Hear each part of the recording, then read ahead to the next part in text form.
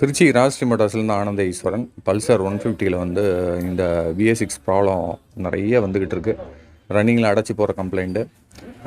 Customers வந்து இந்த மாதிரி ப்ராப்ளம் வந்து பார்த்தீங்க அப்படின்னா நீங்கள் எதுவும் ட்ரை பண்ண வேண்டாம். இந்த நம்பரில் காண்டாக்ட் பண்ணுங்கள். உங்களுக்கு நான் வந்து இது என்ன ப்ராப்ளம் அப்படின்றத நான் வந்து சொல்கிறேன். ஏன்னா நிறைய ப்ராப்ளம் வந்து வந்துக்கிட்டு இருக்குது இந்த பல்சரில்.